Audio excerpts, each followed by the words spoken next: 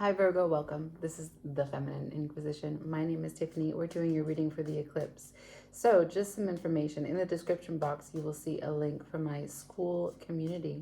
We're going to go live this evening to talk an eclipse together because it's been super challenging. This eclipse is happening in your second house of values, of worthiness, of productivity, of how you may be shifting in your value system. What you believe has had value and supported you for a long time might be changing.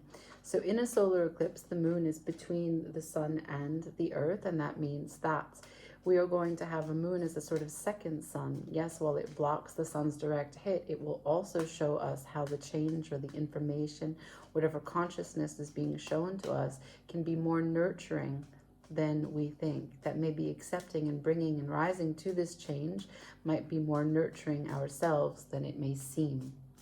So we get a sense of how we truly feel about what is going on. We're going to use the Shamanic Healing Oracle to pull one oracle card, which we won't look at until the end, for Virgo for this eclipse season. Thank you. I have made already a board for what it is that we will go through in this reading. We'll use the Tarot of Dreams to go ahead and fulfill the downline of this board. So first station that we are going to be pulling, as I am being terrorized by a fly, is what you are releasing, what you are letting go of, what you are finalizing as you are dipping back to let something go. Show me. Thank you. And so the second station, how does Virgo feel about it? How does Virgo feel about this? Thank you. And can I see the environment, please? Thank you. Now, what does the door open to? Thank you.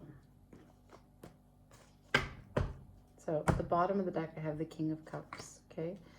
So what are you going back to? You're going back to the Queen of Swords, some objective truth, some clarifying notions, some details, some data points, some teaching, some book, some lesson, right? Some fine point on something.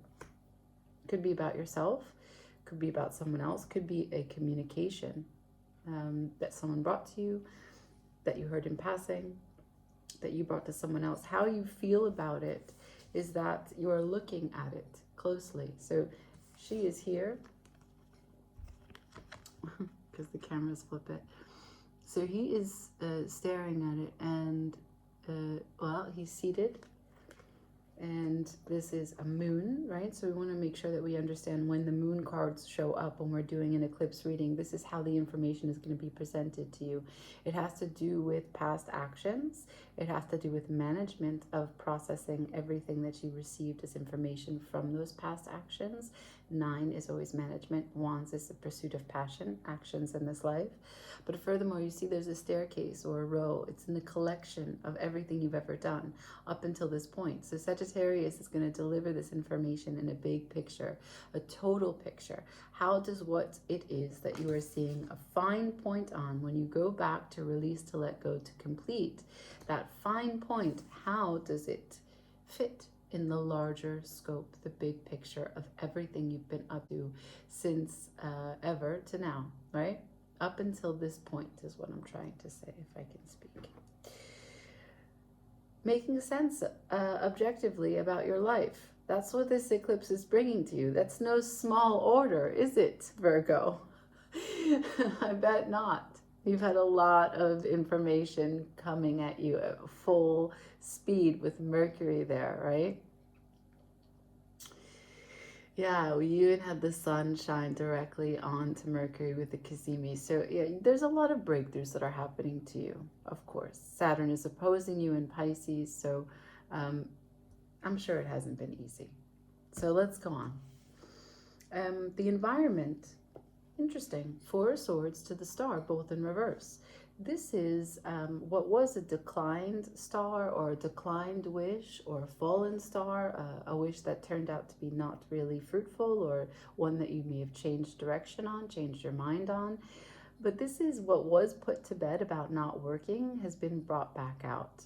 Now, I don't know if that just means you feel differently about it, right? The thoughts are now back about, why didn't that work? Maybe you're just processing it. Maybe that's what this breakthrough is bringing, right? This light is showing you Okay, so we said bye to that star, or we reconsidered it, or we turned our back to it, but I'm less at peace. We are less at peace now than when we originally walked away, which means we're revisiting, we're reanalyzing what was in that star.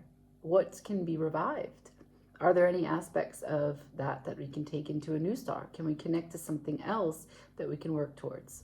So this is a conversation that you're having. And what does the light shine upon? There you are. That's your power card, the Hermit. You are sideways. This light might be bright. You might have your eyes closed, right? That doesn't mean that you won't receive the wisdom. That just means that it's fucking bright. And I don't blame you. So we will... You know what's interesting, Virgo, is that even though your power card is here, you haven't shown me any pentacles. There is an emphasis on swords here. And when we talk about how we get to how you feel about it, you showed me the 9 of Wands. So that's an analysis. Again, even though it's a Wands card, it's not a movement card. It's an analysis of movements previously. So we'll ask for some clarifiers or clarifying advice. I'm going to pull from, again, the Tarot of Mystical Moments, and I'm just going to let all the cards that want to come out. For Virgo, please show me. What are we looking at? What do we need for Virgo? Clarifying advice, please. What is here?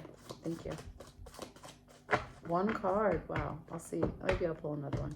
Nope, I will not pull another one. You have the sun and the moon in your card, in your reading. So look, there is a black spot here for sure. There's also a powerful display of love and light and togetherness and co-creation. And you are in the process of recognizing that you are loved, first of all, and you are pardoned, second of all, and that this consciousness is for you, not against you.